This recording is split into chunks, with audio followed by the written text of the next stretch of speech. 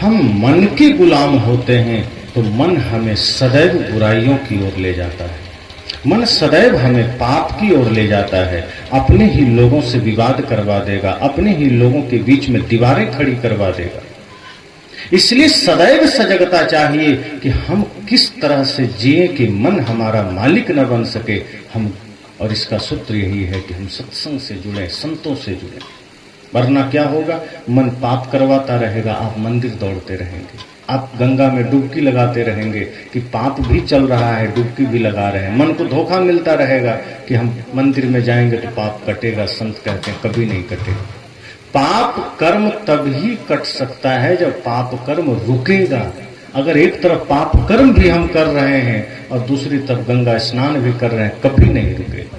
अगर आपने भाई का दिल दुखाया, आपने माता पिता की अवज्ञा की है, उनको दुख दिया, तो कभी भी पाप नहीं मिट सकता है, चाहे आप कितने भगवान की पूजा करें।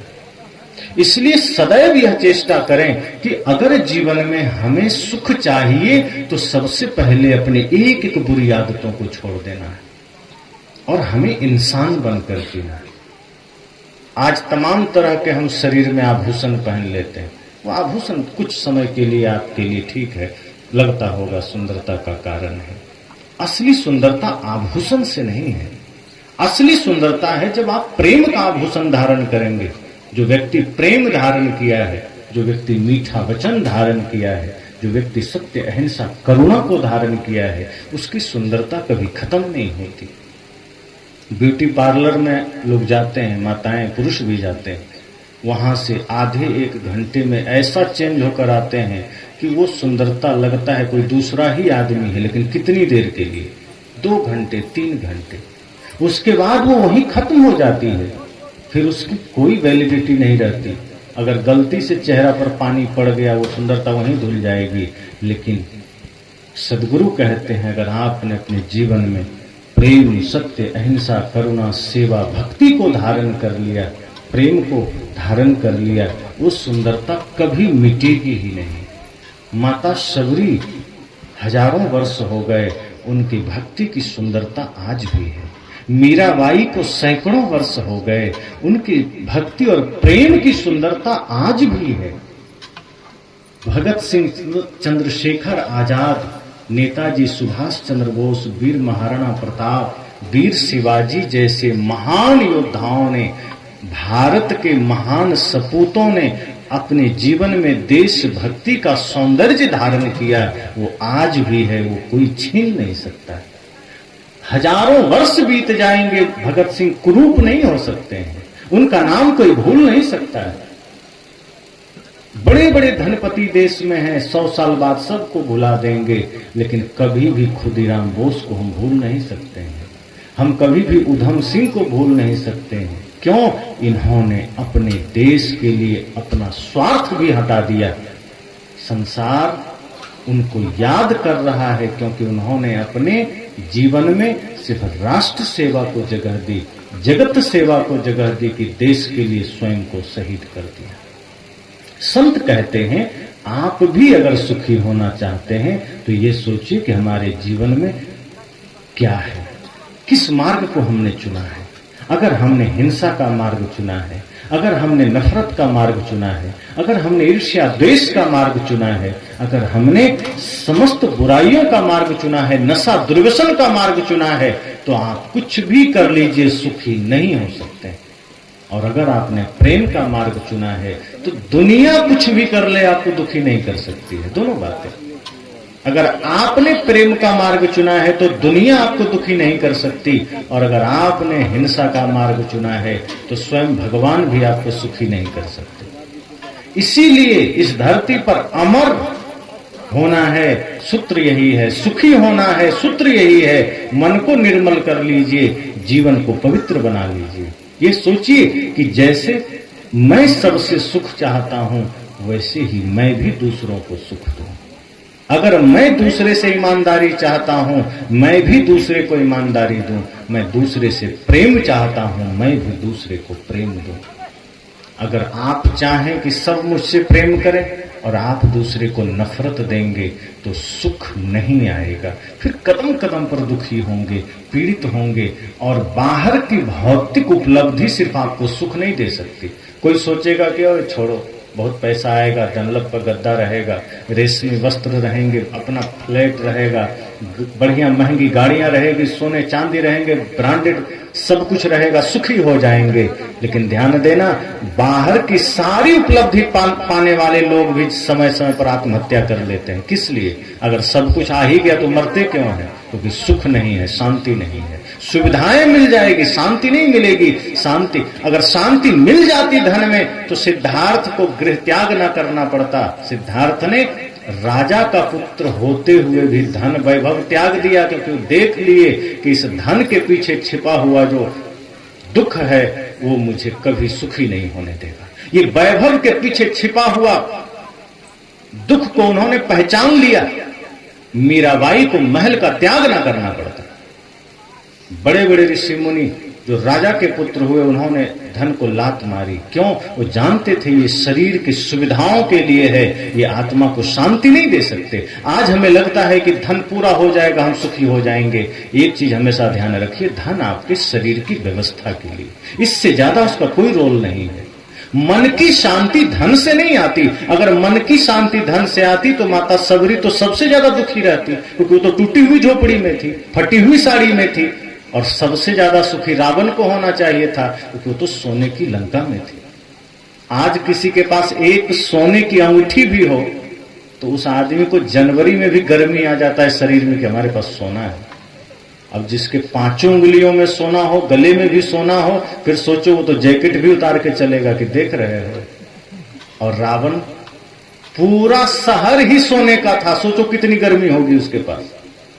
लेकिन सुख था क्या उसके पास? भय था, अवसाद था, चिंता थी। लेकिन माता सबरी झोपड़ी में थी, परमानंद में थी। इसका मतलब सुख का संबंध धन से तो बिल्कुल नहीं। ये जान लीजिए कि आप ये सोचते हैं कि धन आ जाएगा तो सुखी हो जाएंगे, नहीं, धन आएगा तो व्यवस्था बढ़ जाएगी। इसलिए ये भी नहीं कहना है, संत ये नहीं कहते कि धन है तो छोड़ दो, वो कहते हैं व्यवस्था के लिए। धन है तो देखो ये पंडाल लगा है, धन है तो ये साउंड लगे हैं, धन है तो खाना मिल रहा है। लेकिन बस इतना ही संत कहते हैं कि धन का जो उपयोग है उतना स्थान देना उसको। धन सिर्फ शरीर की व्यवस्था के लिए है, उसको आत्मा तक मत जाने देना, वरना वो आत्मा को भी नरक में लेकर डुबा देगा। धन का काम सिर्फ शरीर को व्यवस्था देना है, तो धन का वही महत्व देना। जैसे आप 10,000 का जूता खरीद लें तो क्या करेंगे? सिर पर लेके घूमेंगे? कौन आदमी है जो कहेगा नहीं बड़ा महंगा जूता है, 50,000 का लिया है, इसको पैर में कैसे पहने, घिस जाएगा। अरे वो लिया ही है पैर की रक्षा के लिए, चाहे वो 1 लाख का क्यों ना हो। आप उसे सिर में बांध के नहीं घूम सकते। अगर जूता सिर पर रख लिए तो लोग कहेगा पागल हो गया ये आदमी। और टोपी और पगड़ी कोई पैर में बांध के घूमे तब? ये पगड़ी मात्र 100 रुपए का है, हम इसको पैर में बांध ले तो आदमी कहेगा पागल हो गया। ये 100 रुपए की पगड़ी भी सिर पर रहने लायक है, क्योंकि ये सिर के लिए है। और लाख रुपए का जूता भी पैर में रहने लायक है, क्योंकि वो पैर के लिए है। सदगुरु कहते हैं ये धन, ये वैभव आपके शरीर के लिए है, इसको आत्मा तक मत जाने देना, वरना आप दुखी रहेंगे। आपके दुख को कोई दूर नहीं कर सकता। तो धन को नकारा नहीं है, धन को त्यागना नहीं है, धन का सिर्फ उपयोग जान लेना है कि ये शरीर की व्यवस्था के लिए है, ये शरीर के भोजन के लिए है, ये समाज की व्यवस्था के लिए है। लेकिन मन अगर दुखी है तो वहां ये धन काम नहीं आएगा, वहां धर्म काम आएगा, वहां त्याग काम आएगा, वहां सत्संग काम आएगा। इसलिए यह ध्यान देना है कि हमें धन के प्रति जो गलत आसक्ति हो गई है कि यह आ जाएगा तो हम सुखी हो जाएंगे, इस भाव का त्याग करना है। वस्तुतः संतोष आएगा तो सुखी होंगे। सदगुरु ने कहा है ना, गौधन गज धन बाज धन और रतन धन खान, जब आवे संतोष धन सब धन धूर समान। वे कहते हैं कि कितना भी धन आपके पास हो लेकिन सुख नहीं आएगा। कब आएगा? जब आवे संतोष धन, जो है उसमें आपको संतोष हो गया, सुख आ गया। वरना बड़े बड़े सेठों को भी सुख नहीं है। क्यों? वो अगर 5 फैक्ट्री है तो मंदिर में जाके कहता है हे प्रभु 10 हो जाए तो सुखी हो जाएंगे। अब जिसके पास एक भी नहीं है वो सोचता है 1 हो जाए तो सुखी हो जाएंगे, जिसको 1 है सोचता है 2 हो जाए तो सुखी हो जाएंगे, जिसके पास 5 है वो सोचता है 10 हो जाए तो सुखी हो जाएंगे। और क्या लगता है 10 होने के बाद वो कह देगा हाँ बस अब हो गया अब नहीं चाहिए, कहेगा नहीं प्रभु 20 हो जाए तो सुख मिलेगा। एक आदमी सरपंच का चुनाव लड़ने गया, एक संत ने कहा गुरुजी आशीर्वाद दे दो, सरपंच बन जाएंगे तो हम सुखी हो जाएंगे। गुरुजी ने कहा देखो मेरे आशीर्वाद से तो कुछ नहीं होगा, लेकिन फिर भी तुम आए हो तो चलो आशीर्वाद है। वो सच में जीत गया। अब अगला चुनाव आया एमएलए का, विधायक का, वो आ गया गुरुजी के पास का गुरुजी आपके आशीर्वाद से हम सरपंच का चुनाव जीत गए, इस बार हम एमएलए का चुनाव लड़ना चाहते हैं, विधायक का, आशीर्वाद दीजिए, बस एक बार जीवन में सपना है विधायक बन जाए हम सुखी हो जाएंगे। गुरुजी ने कहा तुम तो सरपंच बन रहे थे तभी कह रहे थे हम सुखी हो जाएंगे, कुछ नहीं चाहिए। कहने नहीं बस गुरुजी एक बार कृपा कर दो, बस अब एमएलए बन जाए फिर कुछ नहीं मांगेंगे। गुरुजी ने कहा चलो ठीक है, वैसे तो मेरे कहने से क्या होगा लेकिन आशीर्वाद है। वो सच में जीत गया।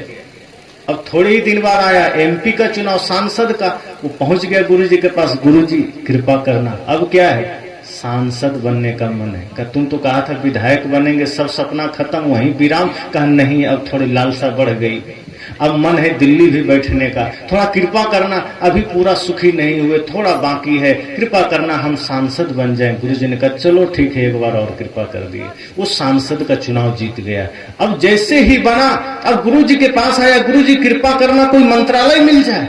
सांसद तो बन गए, अगर कैबिनेट मिनिस्टर बन गए तो शायद सुखी हो जाएंगे। गुरुजी ने कहा अब तू अगली बार तू सब हारेगा, तू वही सरपंच ठीक है, नॉर्मल आदमी ठीक है, क्योंकि ये तृष्णा तुमको कैबिनेट मिनिस्टर तक रुकने नहीं देगा। तो कैबिनेट मिनिस्टर जिस दिन बन गया तुम सोचेगा गृह मंत्री बने, फिर प्रधानमंत्री बने, फिर राष्ट्रपति बने, और फिर तू सोच लेगा कहीं अमेरिका का राष्ट्रपति न बन जाए, फिर तू सोचेगा सुरक्षा परिषद का ही अध्यक्ष बन जाए। ये रुकने वाला नहीं है, ये तृष्णा कभी शांत नहीं होगी।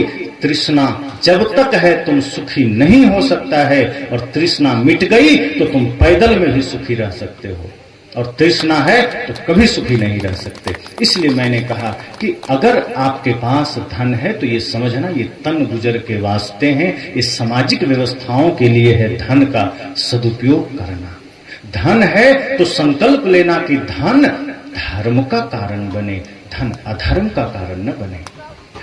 बल है पास में, शारीरिक बल, तो सोचना यह बल भी निर्बल का बल बने। ये किसी भी असहाय लाचार को सताने के लिए नहीं है।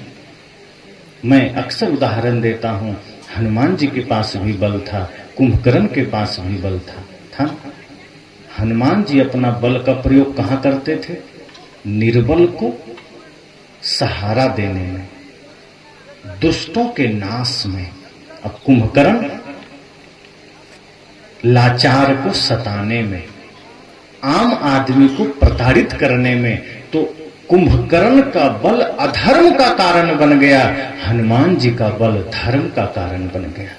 इसलिए वो पूजा नहीं गया लेकिन हनुमान जी पूजे गए। इसलिए सदैव ध्यान देना, ये धन, ये बल, ये आपका धर्म के लिए है, ये अधर्म के लिए नहीं। अगर धन है सोचना ये धर्म के लिए है। एक दिन ऐसे भी लुट जाना है, छूट जाना है, तो धन का सदुपयोग करिए। अगर धन का सदुपयोग नहीं करेंगे तो ये धन आपको शराबी बना देगा, ये धन आपको जुआरी बना देगा, ये धन आपको हिंसकी बना देगा। लेकिन धन का अगर आपने सदुपयोग किया, यही धन आपको धर्मात्मा बना देगा। अगर बल का आपने सदुपयोग किया, यही बल आपको पुण्यात्मा बना देगा। इसलिए मैंने कहा दुख कोई दूसरा नहीं देता, हम अपने ही कर्मों से सुख दुख पाते हैं। अगर हमने ठान लिया, संकल्प ले लिया, तो इस धरती पर कोई हमें दुखी नहीं कर सकता। उसका मार्ग यही है कि मन को निर्मल कर लीजिए, पवित्र कर लीजिए। समस्त सृष्टि में सबके प्रति यह सोचिए कि सबके भीतर तो भगवान बैठा है, किससे ईर्ष्या करूं। सदगुरु कबीर ने कहा है, हृदय बसेते ही राम न जाना। सबके हृदय में राम है, मैं किससे बैर करूं। सबके हृदय में परमात्मा बैठा है, किससे नफरत करूं। और कृष्ण तो कहते हैं ईश्वर सर्वभूतानां हृदय से अर्जुन तिष्ठति।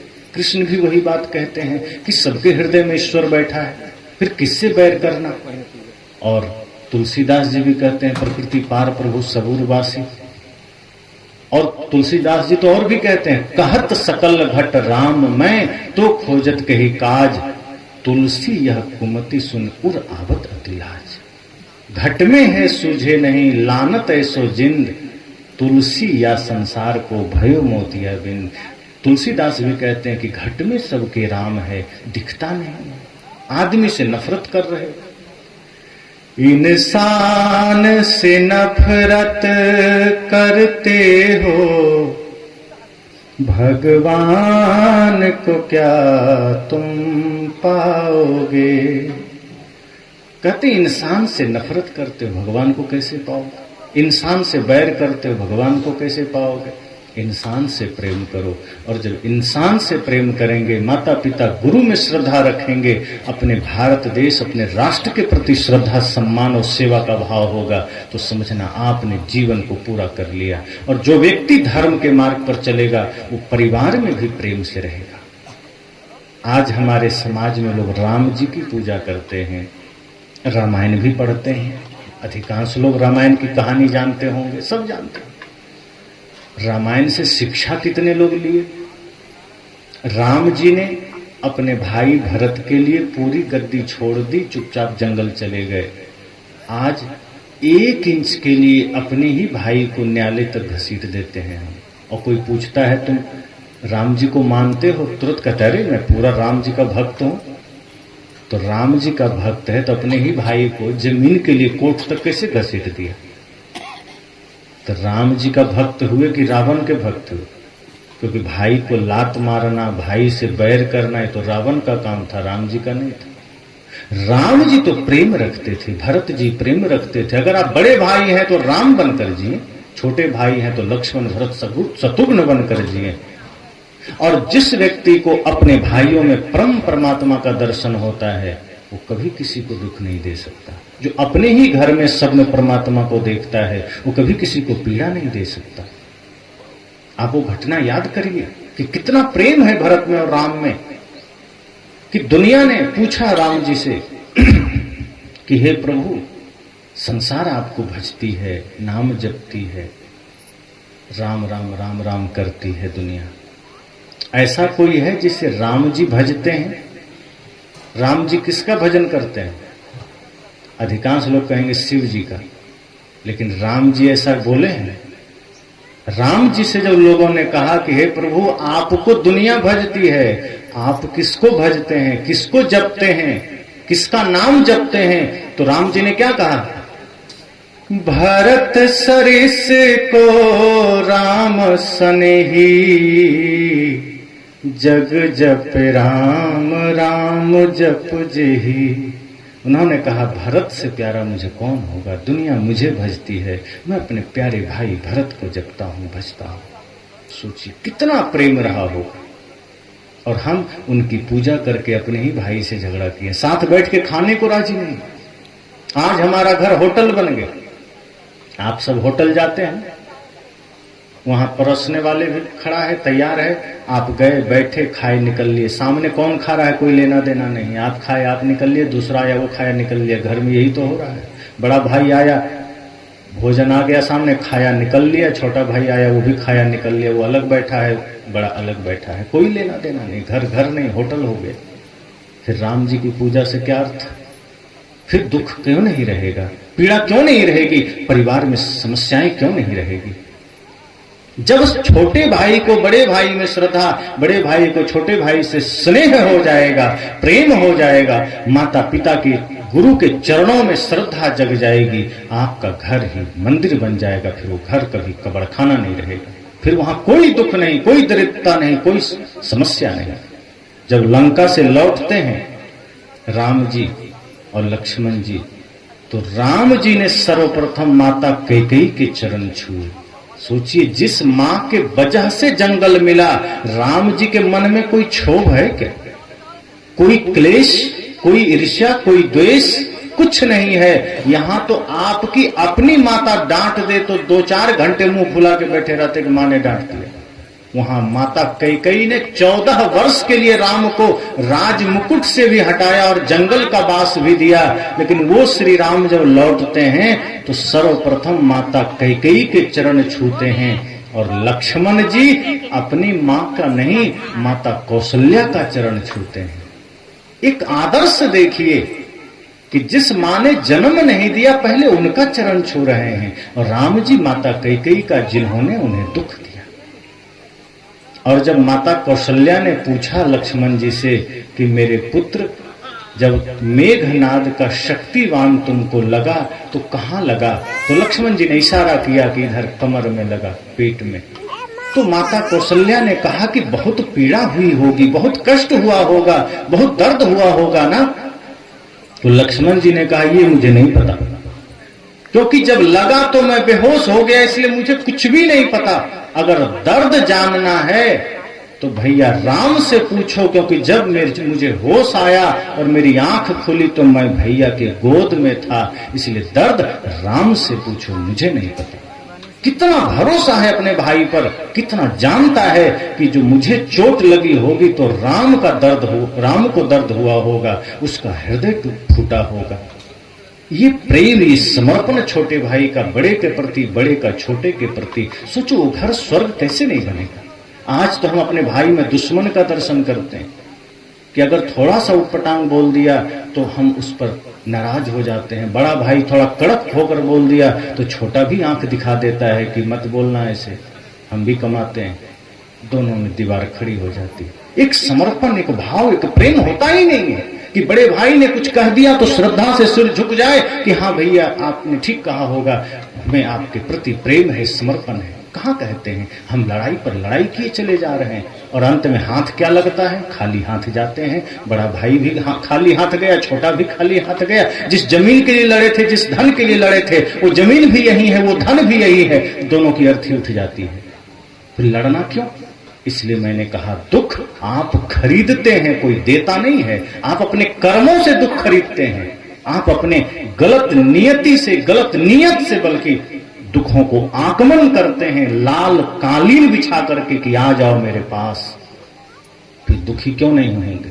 इसलिए मैंने कहा कि सुख चाहते हैं तो एक तो निष्काम हो जाइए और समस्त सृष्टि में सब में परमात्मा को देखिए, मन को निर्मल कर लीजिए और संत सत्संग से जुड़कर रहिए, क्योंकि यही आपको असली धन का पता बताता है। क्योंकि बाहर का धन तो शरीर के साथ मिट जाएगा, शरीर मिटा तो घर भी आपके लिए चला गया। भले ही घर यहीं रहेगा, लेकिन जब हम नहीं हैं, आप नहीं हैं, तो घर यहाँ है तो क्या हुआ, साथ तो नहीं गया, शरीर भी साथ नहीं गया। तो जब आदमी ही चला गया तो सोचो उसके लिए दुनिया चली गई। लेकिन जो आपने अच्छा या बुरा कर्म किया वो तो साथ गया। तो जब साथ में कमाई अब की जानी है कर्म की ही, जो आप कर्म करते हैं वही साथ जाना है, तो वही हम ठीक से क्यों नहीं कर लेते? हम वही कमाई ठीक से नहीं करते, पाप ही पाप कमाए चले जा रहे हैं। पाप की कमाई ज्यादा हो गई, भवसागर में वो गट्ठर लेके डूब गए नरक में। और जब अच्छी कमाई ज्यादा होगी, बल्कि अच्छी ही कमाई जीवन में होगी, सच्ची कमाई होगी, तो फिर हम यहाँ भी सुखी रहेंगे, इस जन्म में भी सुखी रहेंगे, आगे भी जहाँ होंगे सुखी रहेंगे। तो आज सुखी होना है, आगे सुखी होना है, एकमात्र रास्ता है धर्म, एकमात्र रास्ता है सत्संग, गुरु की भक्ति। जितना हो उसमें लग जाइए और काम भी करते रहिए। संत थोड़े कहते हैं ऑफिस ना जाओ, खेती ना करो, धन ना कमाओ। साहब तो कहते कमाइए और धन कमाइए और धनपति बनिए, बढ़िया गाड़ी में घूमिए, लेकिन आसक्ति मत करिए। बस संत इतना कहते हैं कि धन का सदुपयोग करिए, उसका दुरुपयोग मत करिए। 10 मंजिला घर बना लीजिए, कोई हर्ज नहीं, लेकिन उस धन में अटक मत जाइए कि यही सब कुछ है, वरना संकट आ जाएगा। धन आए, अपने लिए भी बढ़िया सदुपयोग करिए, समाज की सेवा में भी लगाइए, राष्ट्र की सेवा में भी लगाइए। फिर मैंने कहा ना, वही धन धर्म का कारण भी बन जाएगा, वही धन आपको धर्म तक भी पहुंचा देगा। लेकिन अगर हमने बाहर ही सब कुछ मान लिया तो धन अधर्म का कारण बनेगा, आपका जीवन अधर्म के मार्ग पर जाएगा, तो चारों तरफ दुख की जंजीरें खड़ी होगी फिर जीते जी भी दुखी रहेंगे, मरने के बाद भी दुखी रहेंगे। तो जीते जी भी सुखी होना है, आगे भी सुख पाना है, तो संत सदगुरु का चरण, संत सदगुरु की संगति, धर्म की संगति अनिवार्य है। यही इस समय में एकमात्र रास्ता है। तो बहुत बहुत शुभकामनाएं आप सभी को, जो बातों को ध्यान से सुना। महत्व इस बात का नहीं कि आपने कितना सुना, जैसे महत्व इस बात का नहीं कि आदमी कितना खाया, महत्व इस बात का है कि आदमी कितना पचाया। अगर कोई आदमी एक रोटी खाए और पचा ना पाए तो डॉक्टर कहता है जूस पीना। और कुछ ऐसे भी लोग हैं जो खूब मेहनती हैं, काम करते हैं, पहलवानी करते हैं, 50-50 रोटियां हजम कर जाते हैं, कोई दिक्कत नहीं। संत कहते हैं आप कितना सुने ये महत्वपूर्ण नहीं है, कितना जीवन में उतरा, कितना आपने अपने संस्कारों में उतारा, अपने आचरण में उतारा, वही सत्संग महत्वपूर्ण है। तो कितना सुना ये महत्वपूर्ण नहीं, कितना आप अपने जीवन में उतारेंगे, कितना उस पर आप चलेंगे, यही महत्वपूर्ण होगा। अगर एक घड़ी का भी सत्संग आपके जीवन में उतर जाए तो समझना वो सत्संग आपके लिए वरदान बन गया। जैसे अंगुलीमाल और बुद्ध की भेंट थोड़ी देर के लिए हुई, लेकिन उतने में अंगुलीमाल बदल गया। रत्नाकर और सप्तऋषियों की भेंट भी थोड़ी देर के लिए हुई, लेकिन रत्नाकर बदल गया। ऐसे हम लोगों के जीवन में भी छोटे छोटे अंगुलीमाल बहुत मिले जो बदल जाते हैं। यहाँ भी अगर हमें लगता है कि हमारे अंदर एक भी बुराई है तो समझना कि छोटे से छोटे अंगुलीमाल हम सब भी हैं, छोटा से छोटा रत्नाकर हम सब भी हैं। और जब गुरु संत की वाणी हमारे जीवन में आएगी तो हम भी पवित्र हो सकते हैं, पावन हो सकते हैं। तो हम सब भी पवित्रता की ओर चलें, संस्कारों की ओर चलें, जो हमारा असली धन है। असली धन ही साथ जाएगा और जो नकली धन है उस शरीर तक रह जाएगा। तो शरीर के साथ वाला जो धन है उसका उतना ही स्थान दीजिए। मैंने कहा था जूते का स्थान पैर में, धन का स्थान शरीर के लिए। और धर्म को सदैव शीश पर धारण करिए ताकि शीश पर कलयुग ना बैठ जाए, पाप ना बैठ जाए। अगर सिर पर पाप बैठ गया तो आपसे सारा गलत काम करवा लेगा और मन उसका मालिक बन जाएगा। इसलिए सिर पर सदैव धर्म को धारण करिए, ज्ञान को धारण करिए, गुरु की आज्ञा, गुरु की भक्ति को धारण करिए। तब क्या होगा, संसार में कभी कोई भूल हो ही नहीं सकती है। बहुत बहुत शुभकामनाएं और इसी के साथ वाणी को विराम।